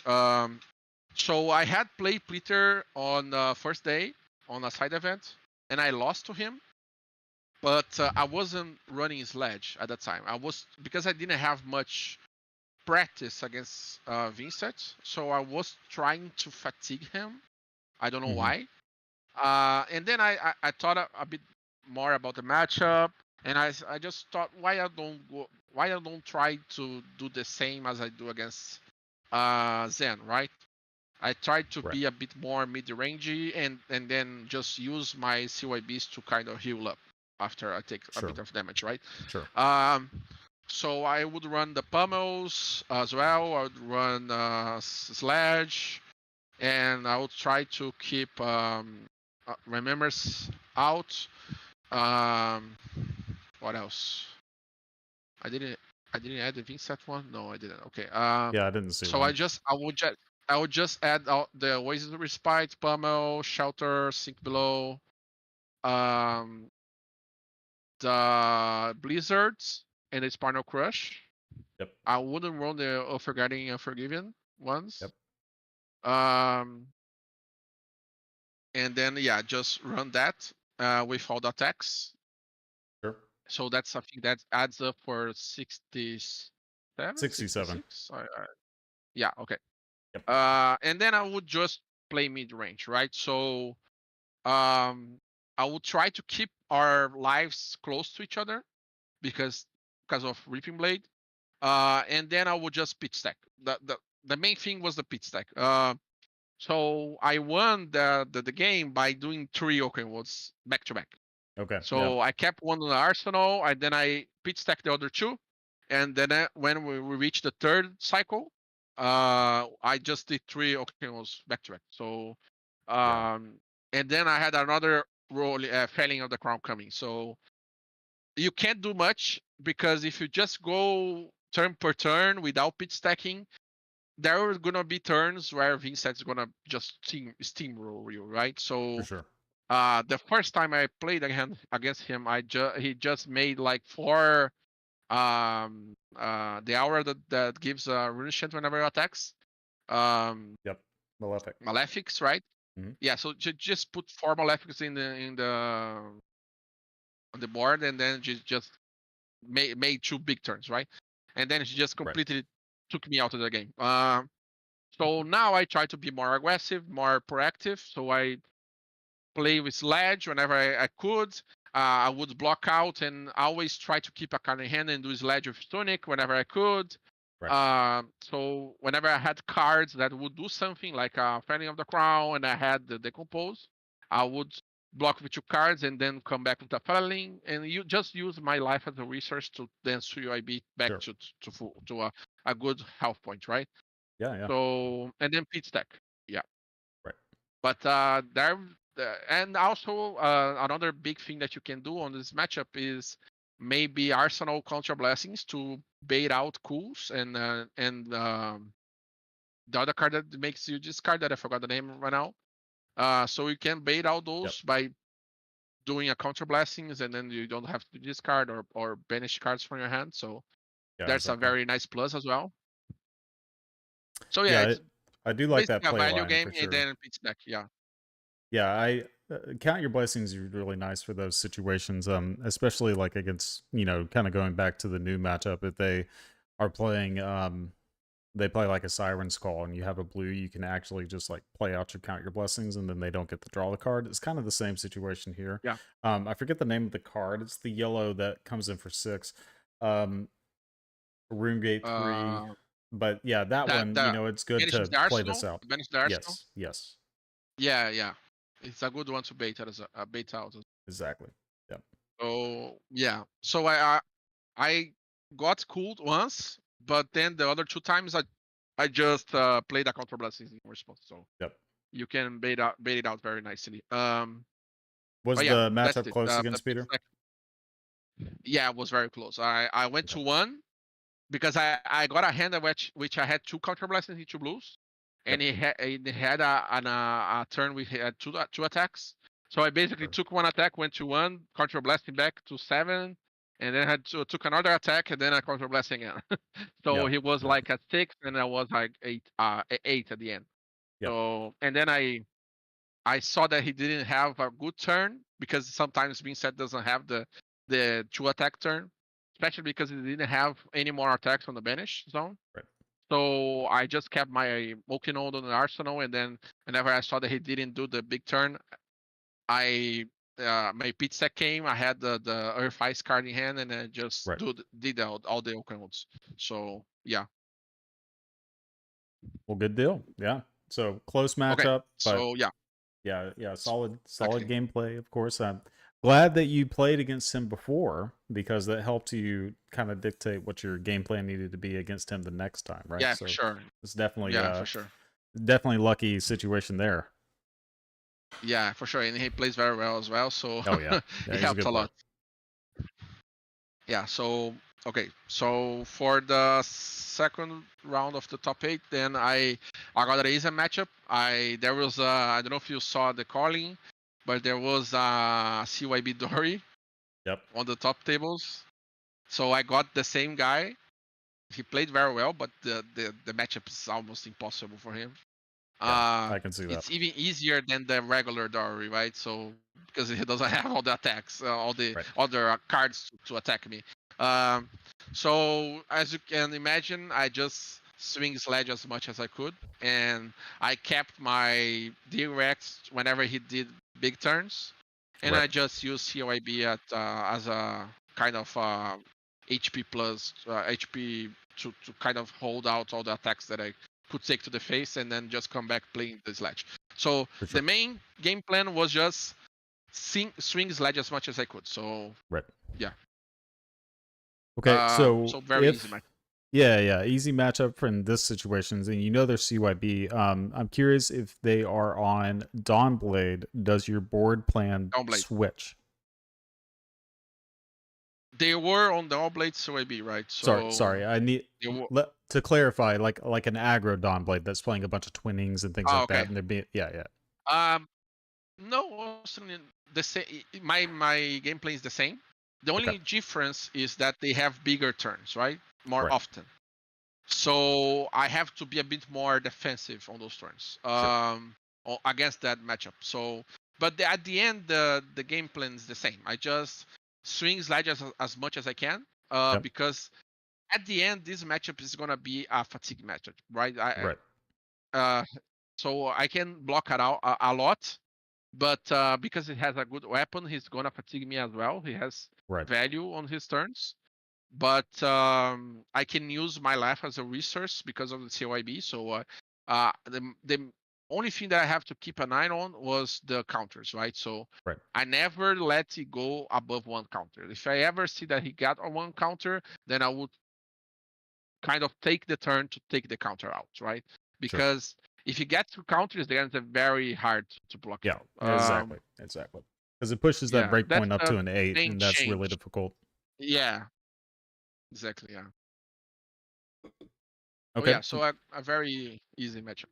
Yeah, so that you didn't really have any difficulty on this. You felt very comfortable, right? Yeah, just took a long time. Yeah. It'll take a while for sure. Okay. Yeah. Okay, and then the last round was another Aurora. And this guy played even better the last one that I played. So he's a very known guy here in Brazil. He plays well.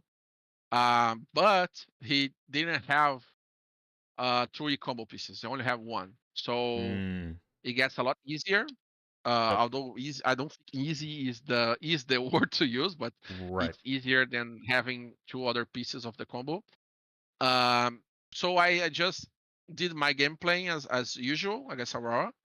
And it was going very well. He had some turns from burn up turns that he couldn't connect. So the first 2 burn ups he couldn't connect because I had very well designed hands to block it out. And so that's 8 life that I don't take for free, right? So his deck was like 40% gone, and I had like a lot of life. So I had like 22 life still. So, and I also had like 3 or 2 counter blastings left. So it was a very favorable position to be. But then when we continued playing, and I was at 17 life, he had like 15% of his deck left. So I was at that time I was already sure that I was gonna win that matchup. Because that's a lot of life for two little cards from him, right? Especially because his turns get a lot worse as he goes on. So he didn't have any more burn ups. He didn't have any more CLVs. He only had 1 spec. He didn't have the combo anymore. So I was sure that I was gonna win that match. But then I don't know why I was kind of greedy, and I played a counter blessings, the last one for 7. I know where and this I got is going. poisoned well. Yeah. I didn't see the poison well for the whole game, and he didn't have an arsenal for a long time. So usually it's one of the key things that you see, right? Oh, he has an arsenal for some turns, could be a poison well. Yeah, exactly. So I didn't see I didn't see the poison well for the whole game. So he never pitched it. He didn't have arsenal for a long time. So I thought he didn't have any poison wells. But then I did for 7, and I took 7 from the poison well. So I went to 10. Yeah, I went to 10 life. And then I kind of started sweating because that's he still had some deck left that he could kill me. But okay, so we continued playing, and then was at 4 life, and he didn't have much of his deck left. Mm-hmm. I was kind of sure. I saw Fruits of the Forest on my hand. He did it. He did a turn where he did 3 attacks, and then the Fruits of Forest was left in my hand. So I Right. said, okay, sure, I'll go to 6, right? I was gonna discard my fruits, and at 6 life was very easy to finish the game. But Right. then, like a rainbow in the sky, I took another poison well for the Yep. fruits for 2. Yep. So I went to 2 life instead of 6. Jeez. And so yeah, um, He made you work his for deck it for was sure. almost exactly, yeah. So I didn't see the second one as well, Yep. and I just took it for 2 again. So at that time, I was very scared. I could say, For sure. but he didn't have much deck left. So I as long as he didn't have a big turn anymore, like 3 attacks turn, Mm. then I would be okay. He did a turn with exude confidence for go again, and then another attack for 4, Yep. and I just block it out completely. And he did another turn with 2 attacks. I had to take 1 because I had a 2 blocking hand for that damn. So tomorrow he Yeah, I know, almost right? killed me. Yeah, so almost It's killed me. always that. Um, and okay, so I was at 1, and he had like 2 hands left. Yep. And he didn't have any more 0 for 4s. It was only blues. Uh, so at the end, I just ended up smashing with Titan's Fist a lot because he Yep. would just activate his gloves, and then he had like 1 or 2 0 for 4s. So he would activate gloves, 0 for 4. So I will block 1 card and 1 part, and then pitch for the rampart and for the AB, and then just Yep. swing for 4, right? So it ended up being just this turn multiple times, and then finished. Right. At the end, whenever I was talking to the spectators and the judges about the match, they told me that um, he uh, he took a few Oakenwolds during the match. So he took 2 Oakenwolds, right? Yep. And the poison well got shuffled to the bottom of the Oh deck my gosh, yeah. That's so funny. from the Oakenwolds. Yeah, so that's why I never saw them, and it Yeah, it happened makes both sense. times. Yeah, That is so wild. he almost cost me the match. So, but Huh. at the end, I got there. Yeah, what are the chances, right? Like, because you've gone through Yeah, the entire cycle, both you of didn't them. see any. You saw 0, Yeah. right? And you're just like, okay, he doesn't No, have it, and you play it. I went to Yeah. the entire cycle. I went to the second cycle as well. We were Yep. at the third cycle already, Yep. so I never saw it. So he doesn't have any. So Yeah, you thought he yeah, was pulling it out of yeah, his sleeve just in time, right? You're just like, what the yeah. heck? Not really, but He had it on the pockets, right? that's right. He That's right. had it in his pocket. Yeah, That's funny. Well, but yeah. At the end, congratulations I on your just win, of yeah. course. Thank you very much. Yeah, absolutely. So with that being said, did you open your gold foil? I'm curious. Oh yeah, I got a Crown of Dominion. Nice, nice. That's a good one. That's actually a really good one. Now Yeah, it's very good, especially because of the next set, right? exactly. Yeah, all these gold based Yeah. heroes, and I like Guardian. You like But Guardian. It's good in yeah, Victor and it's a stuff shame if you that want to play it. yeah, exactly. It's a shame that the Gold 5 is in extended art. So I know. I didn't want to mention it to make you feel worse, but you said yeah, it, so yeah, it is what it is. It's still a good hit though. It's still a great card. yeah, And you yeah, also it's got a good. PTI. So Yeah. you may have already been planning on going to London, but will we be able to see you in London? No, London is a bit too close to me. Sure. Date wise. I was thinking maybe doing Singapore. Okay. But the prices are ridiculous here in Brazil. Oh, for sure. For the trip. So I actually think I'm going to the Worlds on United States on November. So Yeah, yeah, that sounds good. So, do we know where yeah, so Worlds maybe is? there.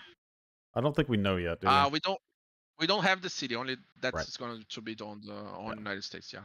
Exactly. Okay. So yeah, we'll be looking forward to that. I will definitely see you there. So when you see me, For sure, yeah. yeah, come say hi and we'll For hang sure, out for a yeah. little bit, talk about some Guardian because you might be on Guardian. I'm probably going to be on Guardian Yeah, considering we're going to have the new I'll set. probably be on Guardian as well. Exactly. Yeah. A lot of people will be on Guardian. Um, Yeah. yeah. So that is Yeah, just awesome. a big shout. I want to give a big shout to Pablo Sure. Pintor because he helped me with this list. Nice. Nice. I the night before the calling, I went sent a message to him. Oh, here's my list. Can you help me a bit with the matchups? What exactly should I do? Yeah. Because I didn't have time to train too much, so Sure. I had like 1 week training. I guess mainly Aurora and Syndra and Zen, but the other matchups I didn't know exactly what to do. Right. So um, I asked him. He was a very cool guy. I asked him out of nowhere on Discord, so private message. He Yep. just replied to me with a gigantic wall of text Yeah. with all the matchups. Yeah, so very nice Yeah, guy. Pablo's a great guy. Yeah, he's super nice. Very very underrated. People don't talk about how nice he is. They just talk about how good of a player he is, but he is like genuinely a good guy. Yeah, So, for sure. yeah. He took a long time to write up all the matchups for me. So Yeah, that's very nice awesome. guy. That's awesome. Now you did say that you recorded a video on this list as well. Can you tell us where that is so we can watch that later? Yeah.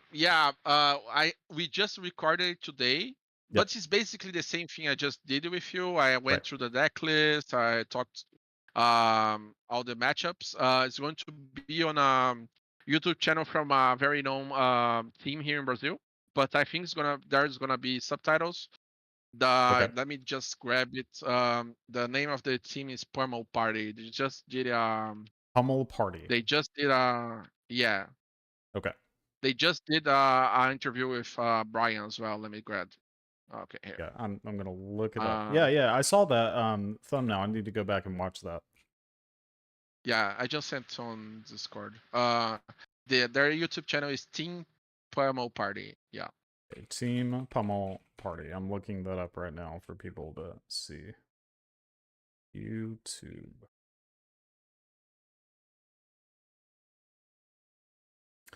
Okay, and we're going back to the gameplay page. So this is Team Pummel Party YouTube here. So go give them a subscribe and a like and whatnot. So this is the Brian Go interview that they had, and then I assume the next one's going to be with you in it, right? Yeah, exactly. I don't know That's when awesome. it's coming out. Probably next week, but Yeah. yeah, it's gonna be on this YouTube channel. And I recommend seeing the interview with Brian as well. See, he talks a little bit about Guardian as well, especially Jarl. Yeah, for sure. Okay, good Something that deal. I didn't really like, especially on the Jarl Yeah. weapon. Yeah, they're a little harsh on Guardian sometimes, which is kind of funny because Yeah, back for in the sure. day, like they were printing all these crazy cards like Mato Grande that we can't play anymore because of new, and they're just like, oh, it's too Yeah. broken, it's too broken. But yeah, it is what Yeah, it is. I always say that Nu shouldn't have the play multiple cards. It should be only one card. Right? Yeah, it'd be a lot It's better, huh? still going to be good. Yeah, it's still going to be good. We're gonna take a Macho Grand to the face, Right. but it's not multiple Macho Grandes, right? Right. Exactly. Yeah, it makes it tough for sure, and we gotta build around it for now. But hey, soon, maybe by the end of the year, Yeah, new will be gone, and we can play these crazy Guardian decks, and we'll be back at it. exactly. Yeah, I'm excited for it. I know you are too. For sure. Yeah, I am. Absolutely. Well, do you have any closing thoughts? I appreciate you taking the time to do this. This has been a very Yeah, no, good no worries. surprise for sure, and I hope everybody else in chat, I know they do appreciate it. So, Yeah, yeah, it's just go always back to nice the to talk to list. someone that plays with the same class as you, right? Yeah, it's always Because fun. I keep having people send me messages asking about the matchups, I would do on a matchup, Yep. and I say to them, I'm not a professional player. I don't know if that's correct or not, right?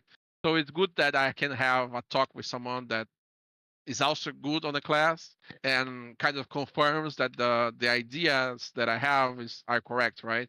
Yeah. So it's very nice to have this. Yeah, Yes. everything that you've talked about, I agree with. Like on your play pattern and everything that you the strategy overall. And the only one that I was like, well, maybe the Dio situation, but like you said, you played another one and it mattered. So like, there it is. Yeah, That's the proof, right? So yeah, that's awesome. Well, I expect yeah, great that's things great. from you. I'm going to see your name a lot more. I'll try for sure. Yep. All right. Well, good deal. One last thing. Yeah, So thank you. somebody asked about the Enigma matchup. So I know we talked about it a little bit. It's the Go Eat Lunch matchup, but do you consider it? Let's just do a quick button for everybody. You take out Yeah, CYB. You're playing, I assume, Sledge, maybe. yeah, yeah.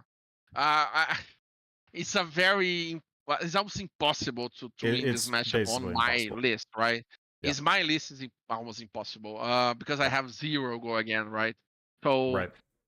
if they just play one Mira guy, I just lose, right? Or Yep. if they do their what's the other card that takes all the counters and creates Restless takes all Coalescence. the counters. Yeah, Rest Yeah, Coalescence is that card even is worse. very So difficult. yeah, So so in my list, I would just try your best, try your best, but yeah, I yeah, don't for think sure. you're gonna win. I played one Enigma on this weekend, and I sat from aside from him, actually on the other side of the table, and I saw that Yep. he was using a playmat from Enigma New Moon, and he had Enigma sleeves.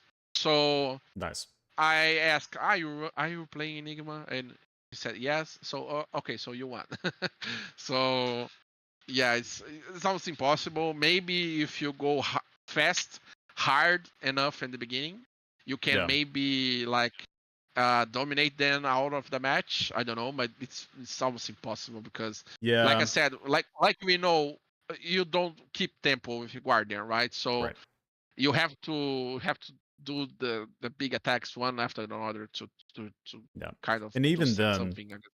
like most of the time when I talk about this matchup, and Aaron on our team, he's a very good Enigma player for sure. And whenever we Yeah, test, I'll even play some like very mutilated lists that's supposed to be like pretty good into Enigma. It's got a bunch of Go Again and Summers Falls and things like yeah, that. And you can go Oakenol, dominate 3 turns in a row.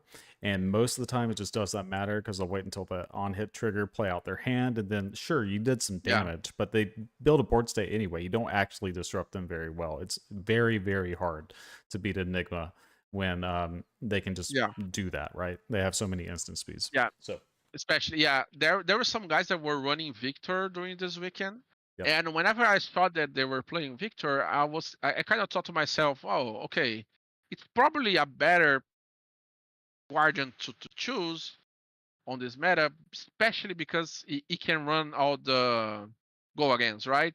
But right, it kind of changes your spread because you can't play against null, right? yep. Even then, Um, though, so about Victor, just to talk about that a little bit too. So even if you're playing like 12 go again attacks and all those things, I've tested this in the Aaron as well. And it's the same kind of situation where the moment that they play something out that's like very, very critical and yeah, you cannot clear that thing like a mirror guy, it feels impossible, even with Victor, right?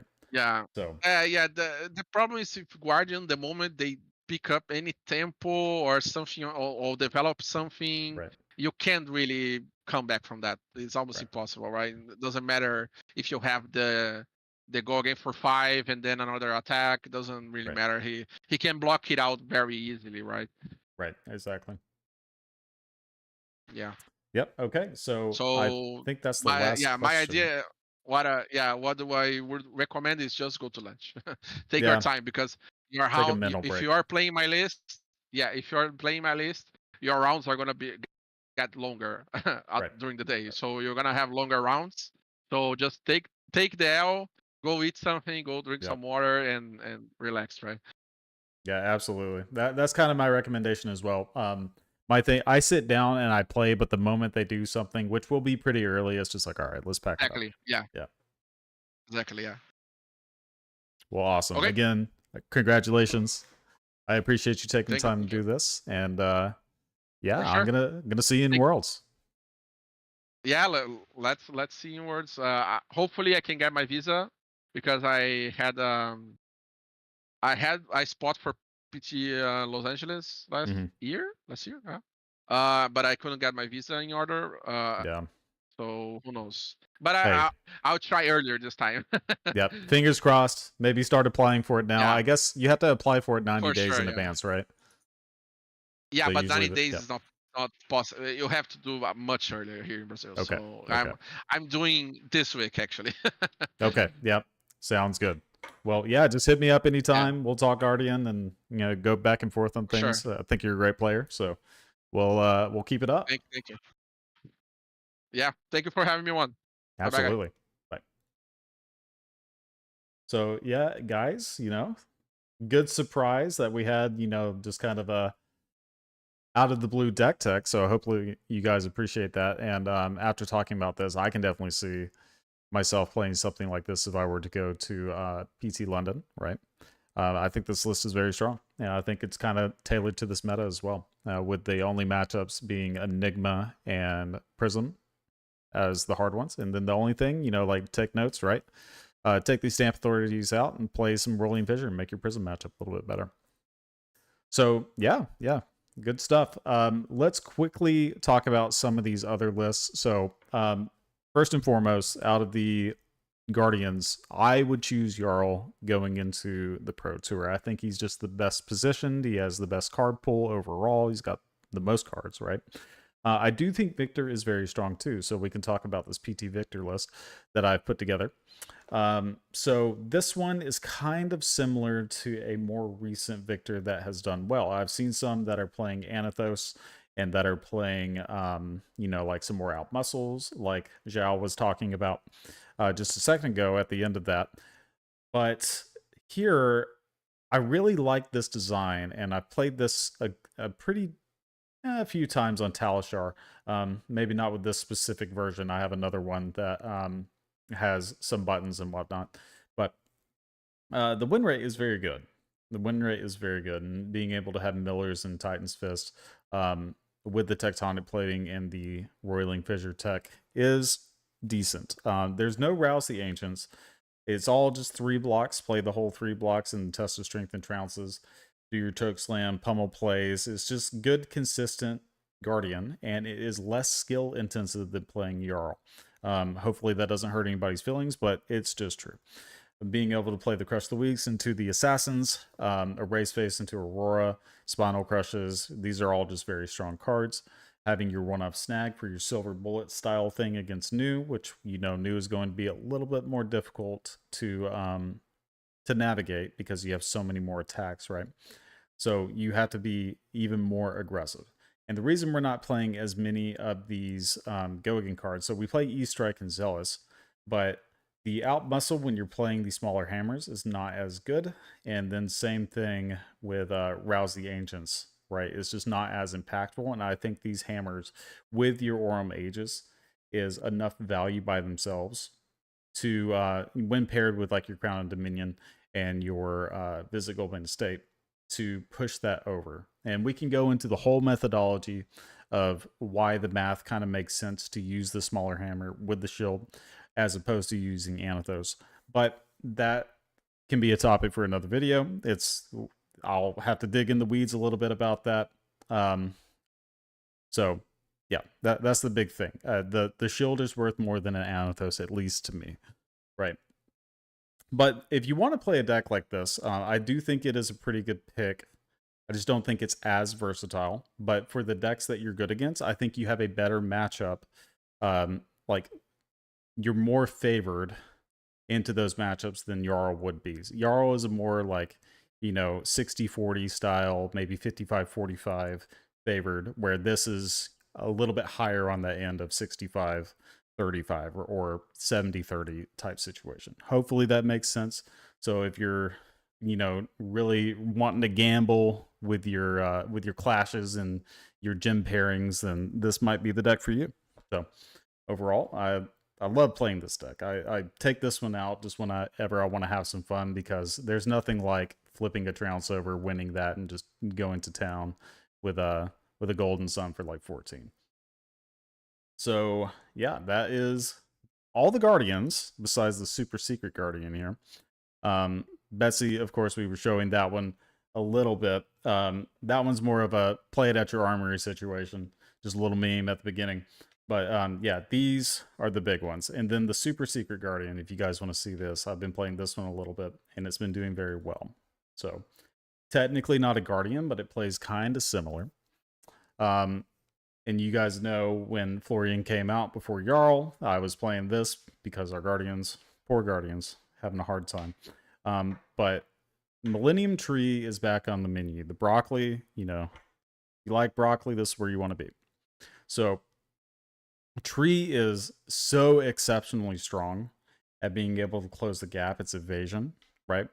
This card is just very powerful. I've played the Channelment Heroic in the past and played more tailored towards that with Swarmings and whatever the other card is, the Runerager Swarm. So that list is still fine. I think this is a little more mid-rangey style, which I prefer, and it allows you to have a switchboard too, which is what this is. So there is one more Guardian. I know. I'm sorry. Bravo. Unfortunately, I think if you're going to play CYB Bravo, I think there are better CYB Guardians in the form of Jarl. Unfortunately, I hate to be that way because Bravo is by far my favorite. Has been. That's what I started with. But Bravo, basically, if you're wanting to see that, it's basically the CYB Jarl, but you get to play like Pulverize if you want to. I know it's very sad, but hey, Bravo, once the new set comes out, I expect great things from him. I'm going to be playing some Bravo for sure. I don't even care if it's not the best Guardian. I'm going to be playing some Bravo because he will be better than he is now, 100%. But back on this, so playing the Millennium Tree with a switchboard has actually been very strong. So you get to play Command and Conquer, E-Strike, you know, all the generalized good cards. Your Rootbound Carapace package for your defense. Arcane Scenes is just a busted card. Swarming Gloomfell is also just a busted card. 0 cost, which is very important for when you try to do like a switchboard combo.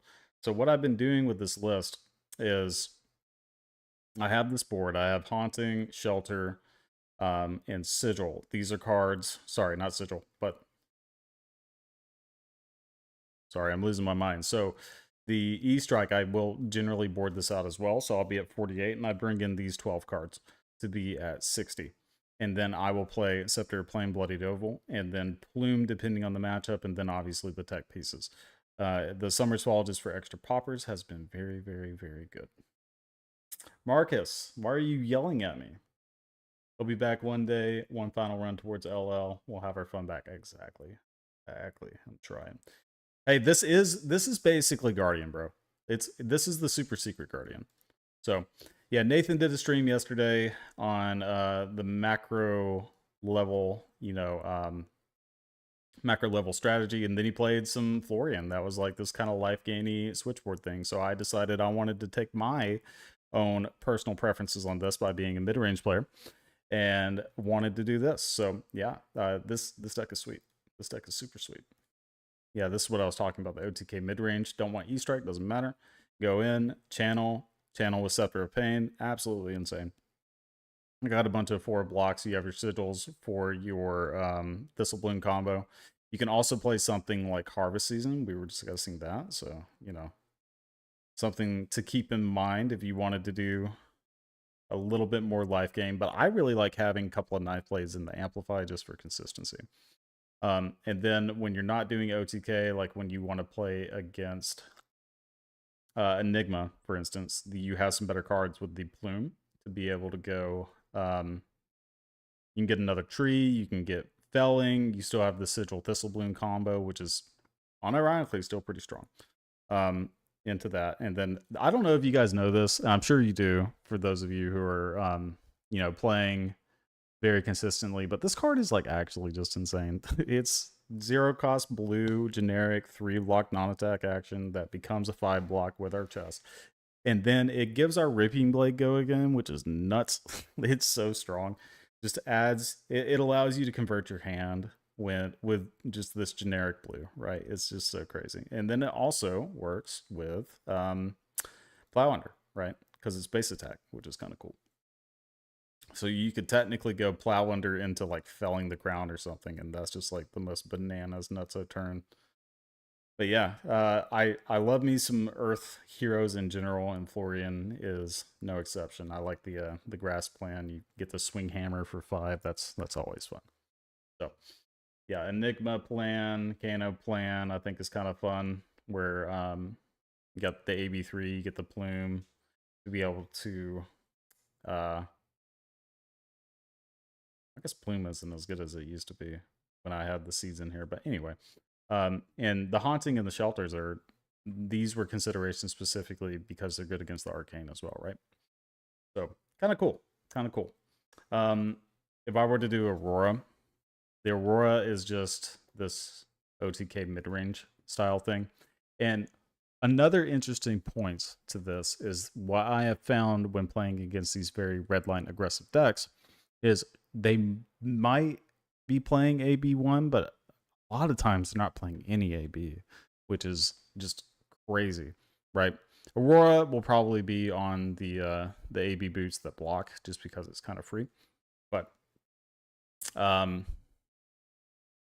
yeah, a lot of times just playing a tree out and then sceptering them, like they can't block it, you're getting a bunch of rune chance, and then you have, let's say, like 8 to 10 rune chance, you send a felling, you just chip a ton of damage, and you win the game from there. Don't you want more generators for OTK? So that is a good point, and by generators, I assume you mean like the incantations that make more or read the runes or things like that. Because it's a mid-range style deck, I don't think you can necessarily afford that.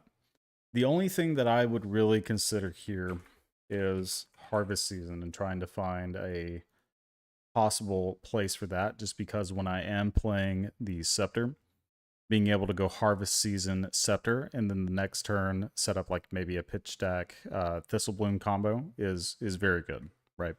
But the thing is, you're losing some of your consistency by like having to cut something like E-Strike. This would have to probably be the cut, is E-Strike or maybe some of these 4 blocks, and you need 4 blocks in this meta for sure.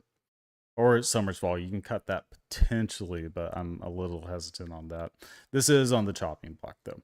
But yeah, if you guys, I think Florian is very good, just period. I think he's a pretty strong meta pick here. Maybe not this specific version. There's some other ones, but he does some really good things right now, and he can outgrind a lot of people. And you have longevity. You don't have to board up on cards because you can do the germinate combos. It's just a good deck. So that's pretty much it. These are my Guardian decks. My Guardian decks. So my Guardian decks here, and then of course we borrowed some from some others and got a fantastic deck tech in this. Hopefully you guys have learned something, and I have helped you maybe, pivot to one decision or the other if you decide you want to play a Guardian-esque style deck for London, or know what to at least test against, right? Well, I think that's it. It's been a long stream already, so there's not really any games that need to be played. We can play some games and hang out maybe next week or something along those lines. But yeah, this is it. Hopefully you guys enjoyed. I appreciate everybody watching and sticking around. And yeah. Oh, Edmark with Florian. Oh yeah. Edmark was one of my students, and he's now one of the best players in the game. That's right. All right. Appreciate you guys. That's going to be it. So we will see you guys next time. Bye-bye.